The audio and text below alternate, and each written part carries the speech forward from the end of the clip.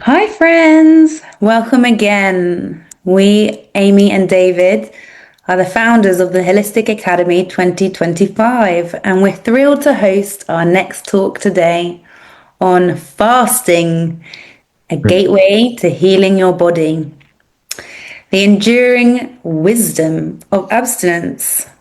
Well, welcome to the next episode where we're going to explore how ancient traditions meet modern science. Across cultures and centuries, fasting has been practiced for spiritual growth, discipline, and health. But today, modern researchers are uncovering the biological effects that explain why it's more than just a ritual. And we will end up talking about some anti-aging benefits of fasting. As you've seen in each episode, we take you on a journey through history from ancient traditions and cultural practices to groundbreaking modern scientific studies. And today we're going to discuss how fasting has become a key hot topic in nutrition and longevity. Yes, today is a very interesting topic about these traditions that we used to have for centuries and that have also came across many um, cultural religions also that have implemented those. So whether you are curious about intermittent fasting, fascinated by ancient wisdom, or just looking to understand how the body responds when we stop eating for a while, so you are in the right place because today we will understand how we are more of a hybrid species rather than some species that needs to feed every 3 hours. So those are the different myths that we have had across time. So Amy, let's begin back in ancient times and let's hear something fascinating about fasting as trendy as it is today.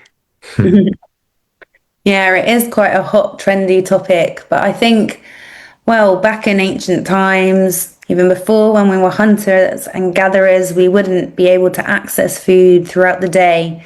We'd have to wait at times and think, right, we need to make a plan of which animal we're going to kill and which one we're going to eat and cook. And maybe we need to make that animal last for a few days or at least a whole day to feed our different people. So these people wouldn't have eaten 3 meals a day regularly like we are supposed to, or most of us do. These people might have had long and prolonged periods of fasting where they couldn't find any food, but it wouldn't have worked out if they then got tired and thought, oh, I haven't eaten for ages. I can't just not go on a hunt.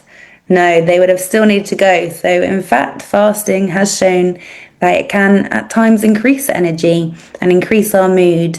So back then, it was probably just an automatic thing that happened in daily life due to the idea that they didn't have a Tesco, Sainsbury's, Co-op or any other high street supermarket around the corner.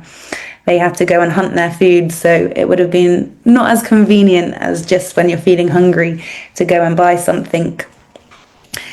Moving forward as well into the ancient world, fasting was used as a practical tool to achieve some specific outcomes. In civilizations from Egypt to Greece, they had in fasting not only for religious purification of our soul and body and mind, but also for therapeutic healing. They use fasting as a tool for altering the self. Now that's quite interesting because we don't seem to want to alter ourselves quite often as humans and adults in our modern day. We're quite tied to our personality. But was an idea where you could purify and alter yourself and feel completely different after a time of fasting. In Egypt, priests would fast for weeks, sometimes up to 30 or 40 days. Can you imagine not eating for a whole month? And Hmm. this was to achieve a state of ritual purity before performing sacred rituals and sacred rites at sacred sites. So here they saw fasting as a way to cleanse the body and prepare it for communion with the divine. And some of you might have heard about Hippocrates, the father of medicine. He also championed fasting. He was perhaps the first to truly medicalize fasting as well. He viewed disease not as a punishment from God, but as a product of your diet and your environment, similarly to how we see disease today. He famously said, "To eat when you are sick is to feed your sickness." So for him, fasting wasn't an aggressive treatment.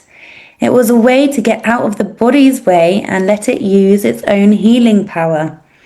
So perhaps you got better when you were sick, when you fasted, and let your immune system take over rather than spending the time digesting the food. It could focus on getting rid of the pathogen or whatever else was in your body that was making you feel unwell.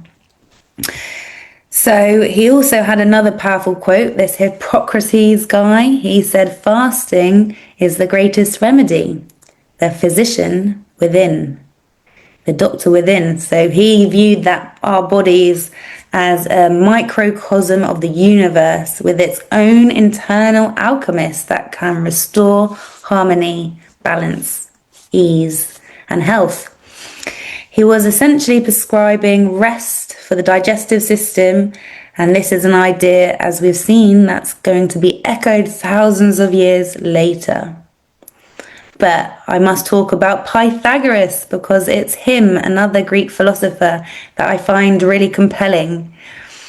Usually we remember Pythagoras for the little right-angled triangles and that special formula a squared plus b squared equals c squared to find the length of a hypotenuse or the length of any other side of a triangle.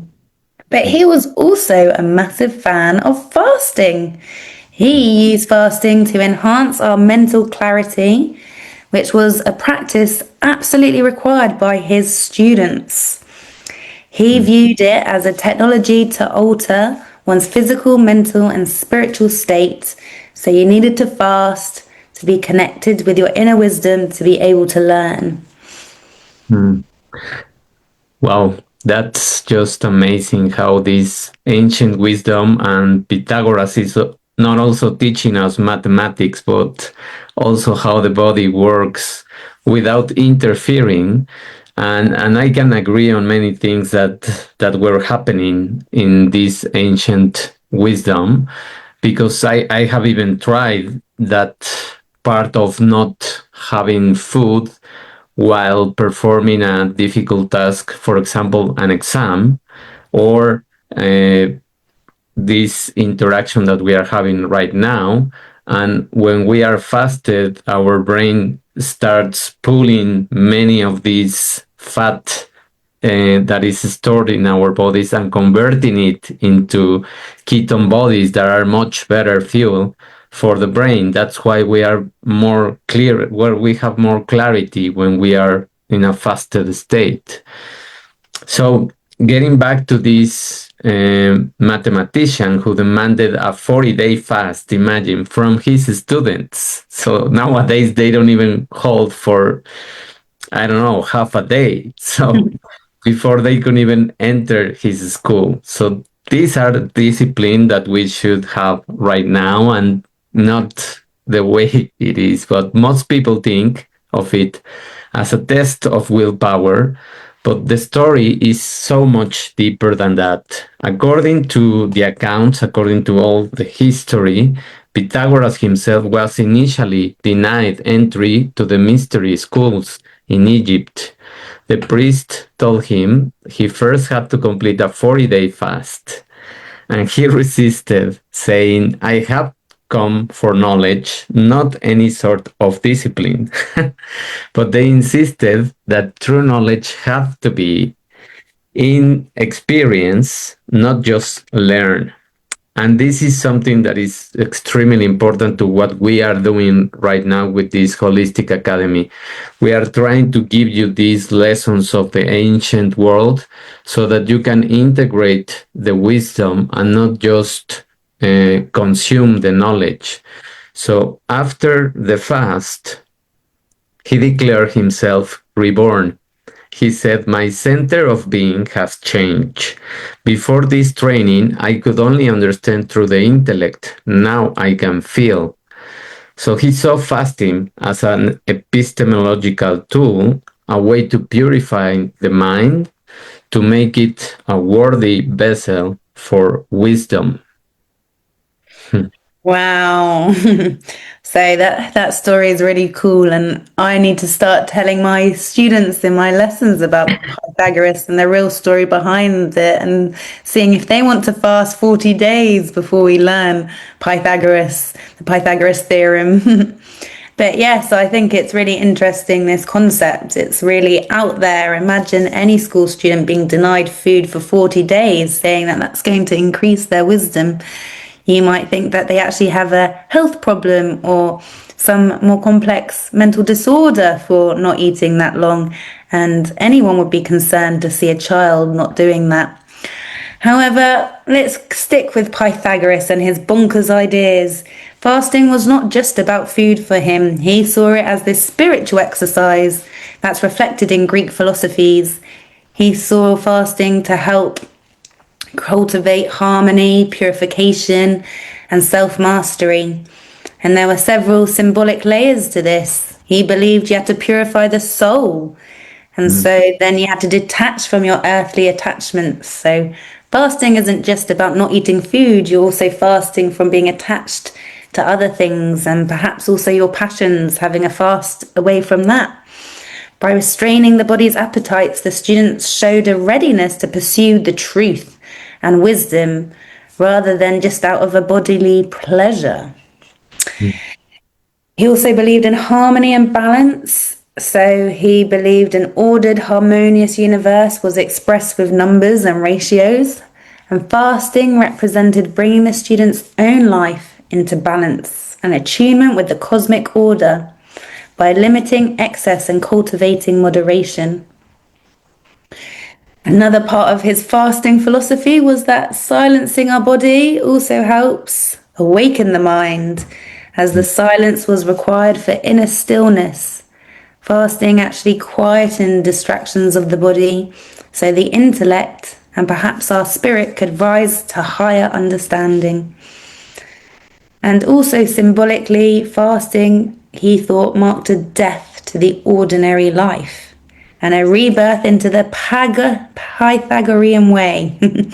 So it prepared the initiate to cross from a profane world into a disciplined philosophical life.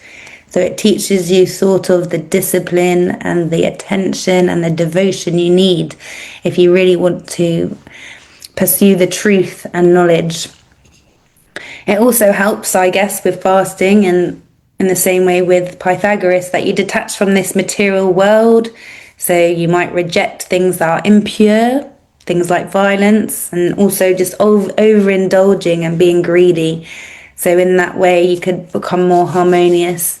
And in short, fasting then was this ritual for Pythagoras as a ritual of transformation, where the students symbolically stripped away their lower bodily self to align with that higher cosmic order that Pythagoras thought was the foundation of reality.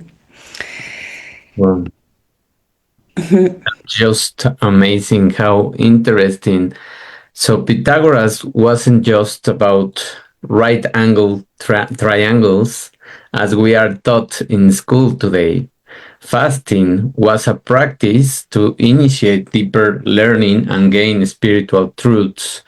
So this is just a segue to what happens in terms of religious practices or spiritual practices. And I agree that when you are in this fasted state, your energy starts to focus all its power in listening to your own thoughts, listening to your own desires, and having more clarity to see what is happening in your life.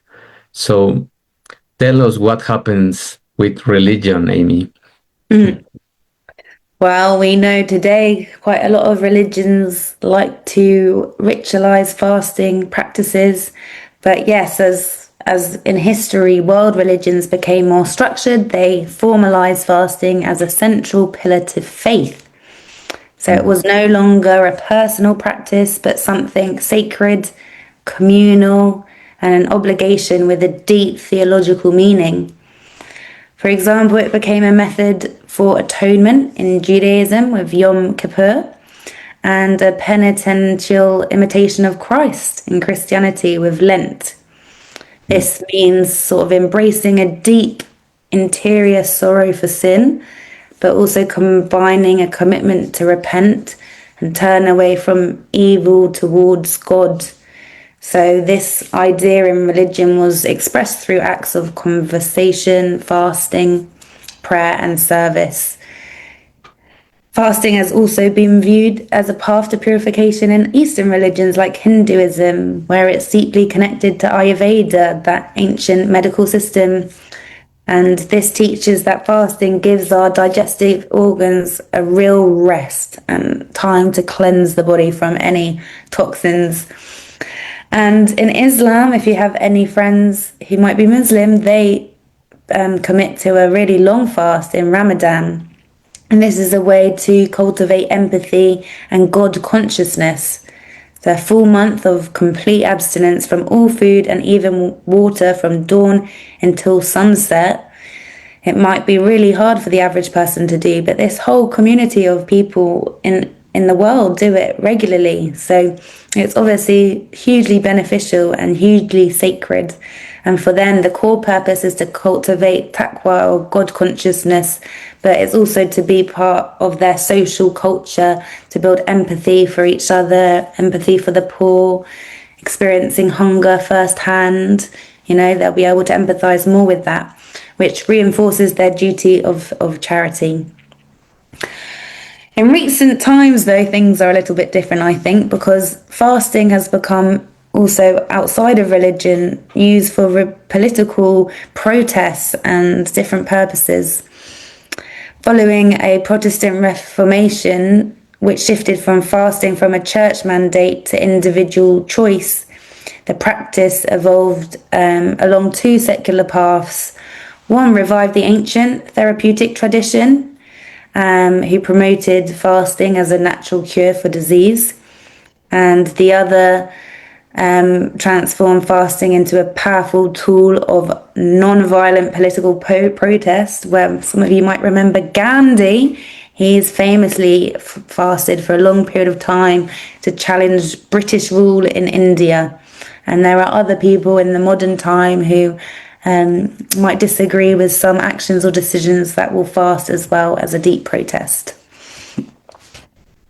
So, for these ancient cultures, it was a pragmatic technology for achieving states, physical healing, mental clarity, spiritual readiness, and it wasn't just about suffering, it was about transformation. And it's funny, but I remember something that my grandfather used to do, and he was Catholic, and he practiced fasting every Friday due to the practices that he had about religion.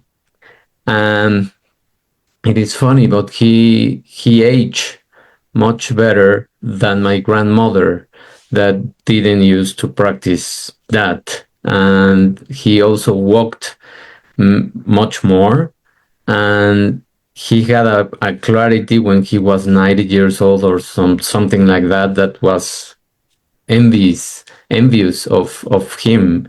So I think that fasting is something that can help us age in a more gracefully way. It's absolutely amazing. I completely agree. I don't think I've tried fasting to such an extreme extent. Usually it leads me to being much hungrier, but I do think that there are some long-term benefits. So I might look at some appropriate fasting routines that might suit my body and well-being. But it definitely seems quite challenging and very disciplined to be able to do it, a real act of willpower. So hats off to your grandfather for being so disciplined.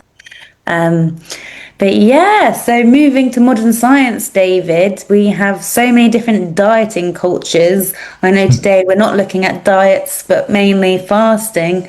But I do think, fasting comes under the term diet, and sometimes it can be harmful to do some of these diets. They might actually not be nutritious or they might not resonate with our body type. But some diets also can be helpful. I Yeah. even found out one time you should have a different diet depending on your blood group. So some of the foods I was eating was out of sync with my blood group. And I'm a vegetarian and it recommends meat. So something to think about, definitely. But I want to move on to the scientific research and start chewing on some research papers. I'm already feeling quite hungry tonight. So, yeah, how would you define the term as intermittent fasting? Is that something like the 5-2 diet, or are there some other ways of understanding intermittent fasting in the world of science? Well, these are great questions, Amy. Thank you. And let's first define intermittent fasting. So this is a broad term that nowadays is very trendy, and you can listen it in every media. And it describes the patterns of eating that alternate between periods of fasting windows and periods of eating.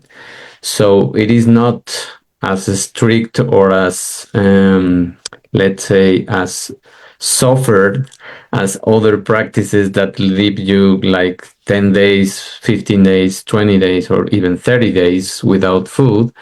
It's not about what you eat, but it's more about when. So the timing is very important here. And there are three main types of this intermittent fasting. The first one is time restricted feeding, that is abbreviated as TRF. And this one is you eat within a set daily window, like 8 hours, and you fast the rest of the day. For example, the most popular one and the one that I also practice is the one that is called the 16 hours of fasting, 8 hours of eating method. So this one is very easy to accommodate to your daily routine, to your life, and it gives you more time to do a lot of things because you don't invest too much time in these repeated meals. So this is the reducing your eating times approach. So that's how we know it more. The second type is alternate day fasting, which is abbreviated as ADF. And what you do in this one is you alternate between a fasting day or very low calorie day and a normal eating day. This and the third one is the 5-2 diet. So this is more popular in the UK, as you may know, Amy, or as you have listened.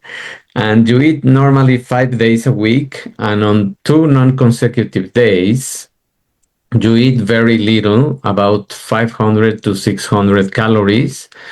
So this is a form of intermittent fasting, just structured weekly instead of daily.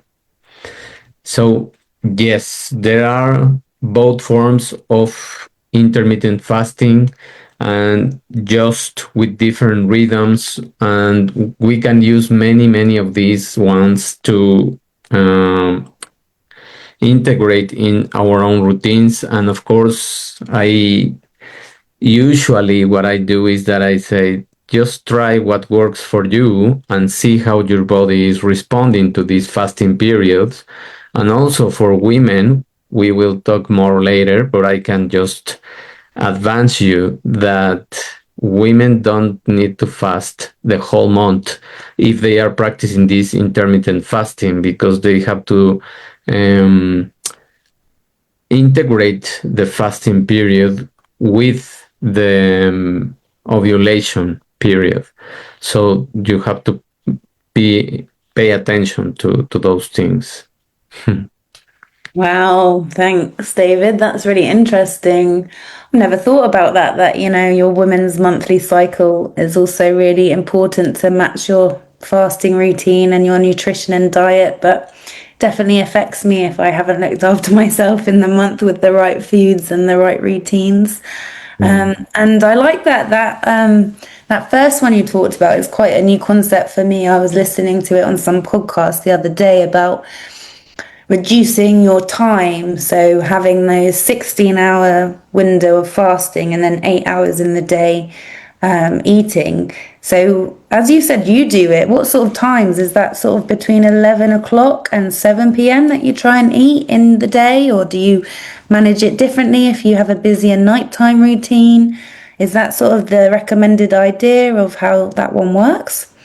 Yeah, well, the idea is that you sustain it in the structure, that you try to be constant, but you can switch it, you can move it. This is the variety that it has. As long as you sustain these 16 hours, more or less, you are really good to go.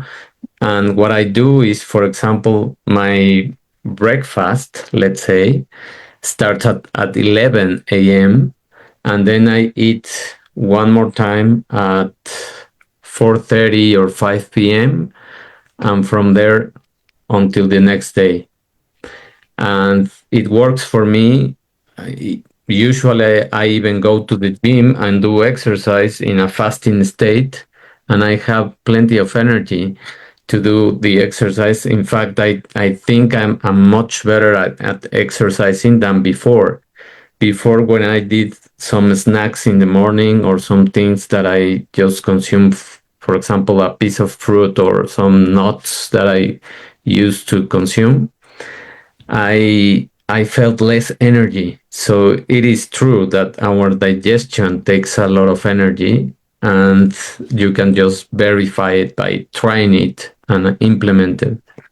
Wow, that's so cool. It sounds like you've gained not only some energy, but also better mood, and you're able to exercise better. You're probably losing more weight and burning more fat that way. So, yeah, let's hear a little bit about the modern science and also the other benefits that fasting has, because I can already see from the way you're doing it that it's been really successful in your lifestyle.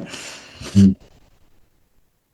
It is, and the 20th century and fasting has moved from being mostly a spiritual or cultural practice into something that modern science now is actively investigating, and they are even using it to reverse aging. So this 20th century marks the beginning of a systematic scientific inquiry into fasting. Physicians like Otto Böttinger began to formalize and document the physiological effects of therapeutic fasting, moving it from the realm of alternative health into clinical observation. So this period laid the groundwork for understanding these biological mechanisms behind the practice of the long observed benefits. The modern scientific renaissance, the late 20th and 21st centuries, have seen a full circle validation of fasting through modern science. The 2016 Nobel Prize was awarded to Yoshinori Oshumi. It's difficult the name, but I try to pronounce it, for discovering autophagy. So the cellular self-eating process that fasting triggers, providing a clear mechanism for its regenerative effects and anti-aging effects. And this is something that is, for me, extremely interesting, because this is like imagining your cells that are kind of tired, and they have reached a period of, let's say, expiration date, and they start to become these zombie cells. That's how they call it also in many of these research papers. And what happens is that nothing is wasted. So these cells have this signal that is called this autophagy.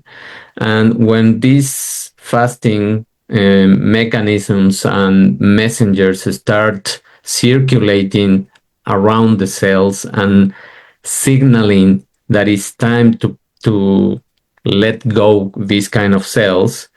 All of these cells destroy or they are eaten by others, and many of the things that are inside of the cell are used, so are recycled. So this is the amazing recycling process of our body.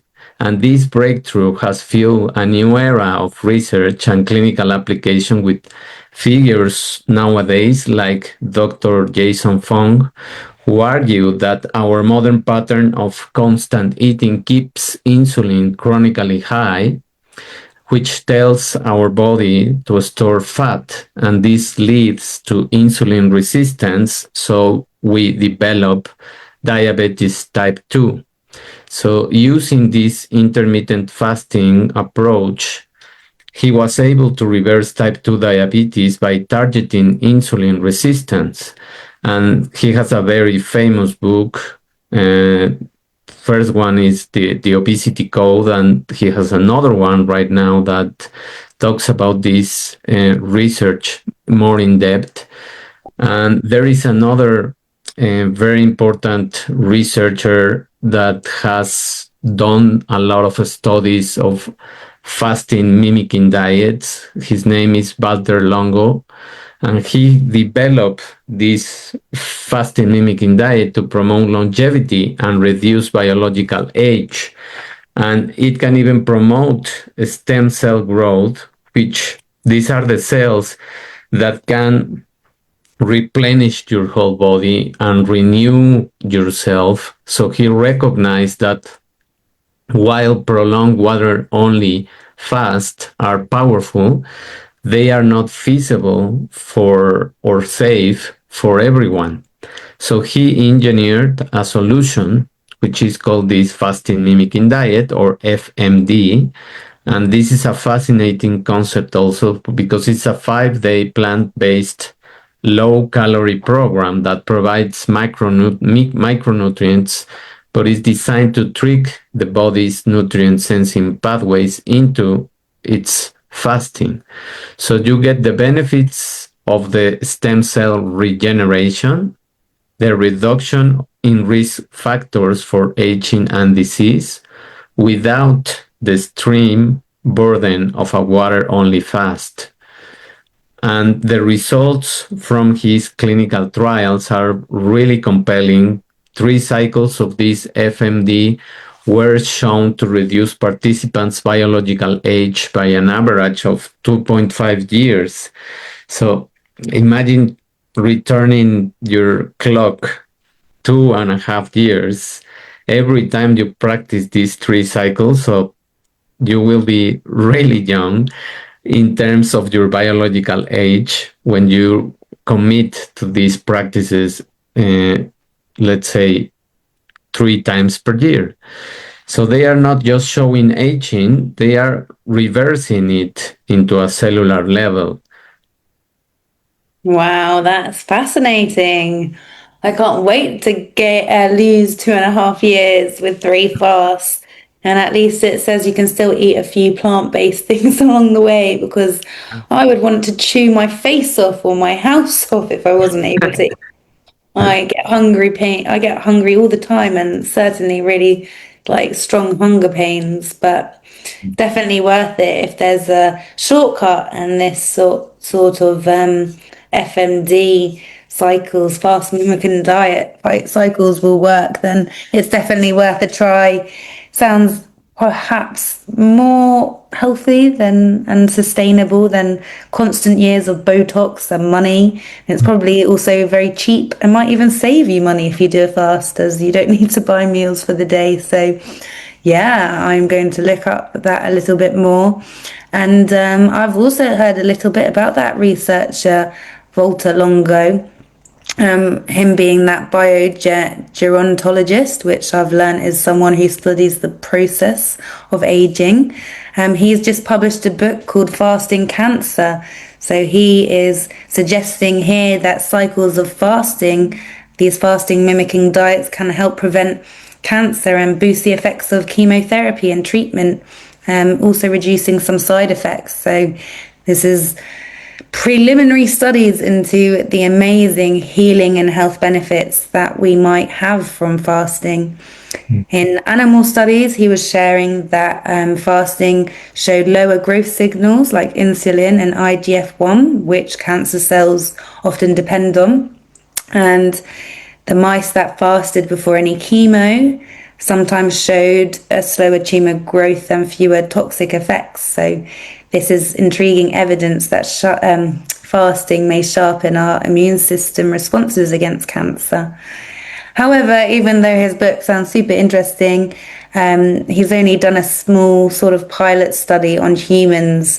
So for all humans, we probably need a much longer term study to make sure that it is real for everyone. So if you have any form of cancer, please don't start fasting straight away unless you talk to your doctor. But his patients, it is exciting because his patients reported less nausea and less fatigue even. But of course, right now the evidence of fasting is quite limited, so we need to wait to those big randomized clinical trials until we can validate that this is a real amazing bullet in the world of science and chemotherapy and cancer treatments, a silver bullet, because it's hard to find what might be the cure and what might prevent harmful side effects. But sometimes combinational therapies work, so it's always worth exploring it. So, yes, symbolically, fasting represents purification and discipline. And scientifically, it might be one day a tool to support therapy for curing cancer. But right now, it's not a standard medical practice. And also, doctors can worry about risks like malnutrition, especially if patients are already feeling quite weak from cancer. Yeah, I heard that too. And nowadays, this researcher, Walter Longo, he's doing a lot more clinical trials in humans, and he's expanding the research into these cancer patients. So I think that very, very soon we will listen to an approach that can work, not leaving the traditional medicine or the other things, but encompassing fasting into these protocols and doing it with more, let's say, intuitive wisdom of the body. Because if we, as the ancient traditions reveal, when we get the body or leave the body to do its work, it will heal by itself, because we are designed for that. So fasting in cancer research is really promising, but it is still experimental. So if you or someone you know is interested, the safest path is participation in a supervised clinical trial, not to do it by yourself, fasting at home. And to summarize this scientific research evidence, this has been shown that fasting can greatly improve our metabolic health. So fasting, which includes intermittent fasting, has been shown to improve insulin sensitivity. It lowers your blood sugar and support weight management. And it can reduce cholesterol and blood pressure in some people, contributing to cardiovascular health. In addition, it can help with cellular repair, as we mentioned also, and longevity. So periods of fasting can activate this autophagy mechanism, which is the body's cellular cleanup process that I already mentioned, that recycles these damaged components of the cells and depletes these zombie cells. So this has raised huge interest in fasting as a tool for healthy aging and extending lifespan, at least in animal models, which is nowadays very scalable to humans. And another aspect of these fasting practices and protocols is the aspect of our brain health. So there is a lot of research here too that we are going to cover. So animal studies have suggested that fasting might enhance neuroplasticity because it improves memory and even protects against neurodegenerative diseases like Alzheimer or Parkinson. Why does this happen? Because when we are also in a fasting period, we release this BDNF, which is the brain-derived neurotrophic factor, and this substance is one of the most important molecules that protects the neurons, and it also has been proven that it regenerates and helps to create more neurons. So human studies are still early, but they show improvements in focus, mood stability for some people. And in cancer research, as we discussed earlier, fasting or fasting mimicking diets may make cancer cells more vulnerable to treatment while protecting healthy cells. So there is still experimental, many of these things. There are more clinical trials that are needed before it is part of a standard oncology care, or because before it is, let's say, introduced in these protocols of healing for cancer patients. And what happens in the immune system and inflammation? Well, fasting may help reduce chronic inflammation, which underlies many diseases. And actually, inflammation is one of the root causes for plenty of these chronic diseases. Short-term fasting can trigger regeneration of certain immune cells, at least in mice, and clinical applications. Doctors and researchers are testing fasting protocols in type 2 diabetes, in obesity, in chronic inflammation diseases like arthritis, and surgery preparation. Fasting before procedures may reduce complications, and that's something that we already do and have done for a long time. So we can attest to those things. And it's also curious, but animals, when many animals are sick, the first thing that they do is they stop eating.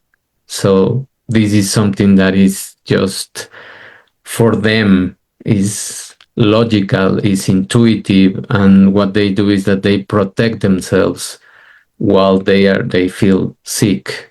You know? Wow, that's really interesting. Sometimes we need to learn more from our animal ancestors too. But thanks, David. That was a really generous review of all the different science available. And it's really interesting for me to see how fasting is a gateway to healing our bodies.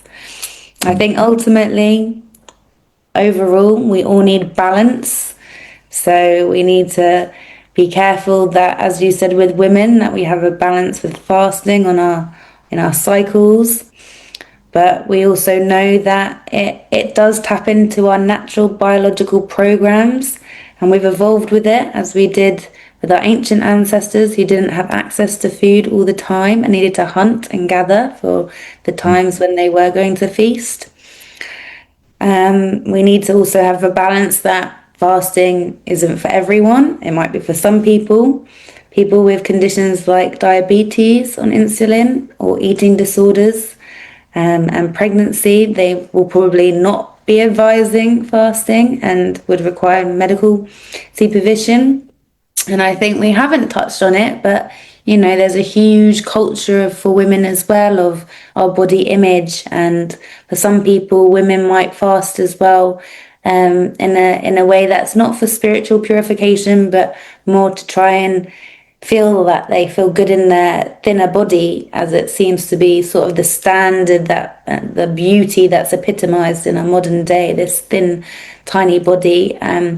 So yeah, we need a balance, because if you do too much fasting and it's not done in the right way, it can lead to conditions like anorexia, and you can often, feel very malnourished. And there have been some people in the past as well who have done fasting and have sadly died from it, because it wasn't done in the right way, or they overdid it. So our bodies are amazing. Fasting is incredible, but it isn't for everyone. And in a balance with science today, I think fasting can be a tool to maybe combine with some other treatments to accelerate the healing and reduce side effects, but it's definitely not a miracle cure. So, I wouldn't recommend it all the time. Even though animals say that that's a good thing, I still think it's good to get some fuel in you when you feel sick and eat some healthy vegetables and the right nutrients. But if you do some fasting when you're feeling okay, and it's to just sort of improve your life, then I can see in the right way, in a balance, it can improve our resilience, our metabolic health, and it can help with some weight loss if applied correctly.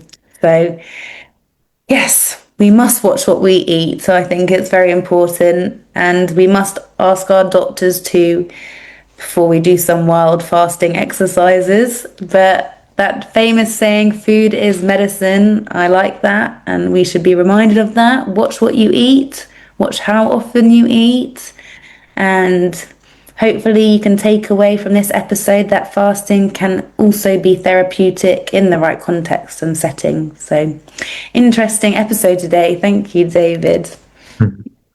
Oh, you're welcome. And thank you, Amy, for just summarizing and giving those important advice for people, because it is something that you, I just always tell clients and friends that want to try this kind of, let's say, lifestyle, that they should go easy in the first days, so that they allow the body to integrate this new tool in their system. It's just like running a marathon. You are not just going to run a marathon if you haven't run in your life a mile or 1 kilometer.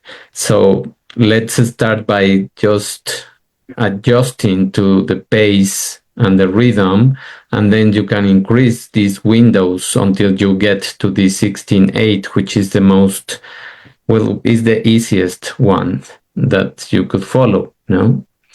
And this has been a fascinating talk, navigating through ages, through many religious practice, even political protest ways, which is healthier than the ones that we are witnessing right now, of course. And so fasting is a much better option if you want to protest something. So here are now, as we usually do, and now it's my turn to give you these 5 tips of holistic wellness based on this knowledge of fasting, that are safe and that are gentle and that could be integrated into your daily life. So the first one is finish dinner a bit earlier. So this is one of the main ones that are very important, that you can start doing it. So even stopping by 8 p.m. or 7:30 or 7 p.m. gives your body a longer overnight break until you break the fast with anything that you want to consume in the morning. So number 2, you can sip water or herbal tea. So this keeps you full and refreshed while you are fasting. And you can also include dark coffee without sugar, without milk, without anything. So that's also allowed for many people. And you can break your fast with real food instead of junk food. So think of fruit, veggies, eggs, instead of these muffins, pastries, or chips that you could start switching to a healthier choice instead of just consuming the sugary options. So, number 4, you should pay attention to your energy, of course. If you feel weak or cranky, no more commonly as hungry, which is something that happens many times, then why not shorten the fast? So it's important to listen to your body more when you are uh, incorporating this way of eating, and your body's feedback and signal matters.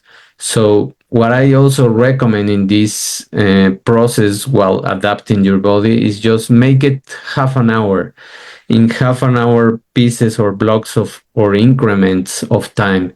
So as we mentioned, that one of the tips, if you have dinner at 8 p.m., let's say that you now reduce to 7:30, and then you sustain that 7:30 schedule for 1 week or 2 weeks, and then after 1 week or 2 weeks you get it down another half an hour.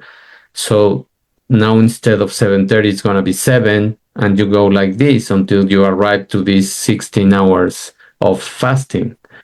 So, and the last one is you compare this fasting with rest. Yes, your body needs to sleep and to rest.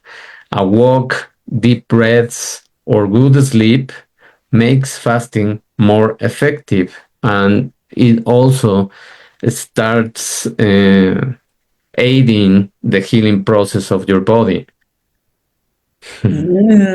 Those are some good tips, David. Thank you. I think I will try and start a little bit of that fasting, of those windows going a little bit in, because I do like the idea that I could look younger, or I could have some more stem cell regrowth, and that my mood would improve and that I would burn more fat. So there are lots of benefits. So I will intend to do that. And I have to say, last night I ate my dinner at 10 o'clock. So if that's the case, then it's going to be an interesting journey. It might be a few years till I get it down to 7 o'clock. But no, it sounds brilliant. And thank you for all that great advice. So thank you, listeners, for being here today. I liked your last point, David, on rest, as that brings us nicely into our topic for next week, where we're going to intend to talk about sleep hygiene myths that are keeping you awake. So we'll start with the ancient world of sleeping. We'll debunk the myths of insomnia, and we'll learn how important really is a good sleep routine. These will be uncovered in our episode with a twist about what modern scientists have discovered. So thank you, everyone. Thank you, Amy, and thank you everyone for listening to this episode. If you like the episode, if you feel that it's interesting about learning these ancient traditions, and nowadays they are tools that have been more proven by science, so follow our Facebook page, and I encourage you, or we encourage you, so that you can give us a rating in our Apple podcast or Spotify podcast. Follow us and give us a ranking or qualify us, because we need this so that we can get to more people and so that they can learn more about these ancient traditions. So in Facebook, you can find us as Holistic Academy 2025. Listen to us in the car or on a walk on Spotify or Apple, and subscribe on Substack, where we will have a lot of surprises. One that is coming very soon, which is going to be our newsletter about health. Imagine that you could listen every week to the news of the health topics, the mystifying myths, or the new hot topics about health, about things that you shouldn't be getting in your body, or the things that you should be wary about. So Yeah, absolutely. Well, please follow along. Our purpose is really just to help you live a more holistic, happy, and healthy life. So I'm looking forward to the tips and our juicy newsletter that's coming soon. And yeah, stay tuned for our next episode on sleep. Thank you, everyone, and see you next time. Thank you. Bye.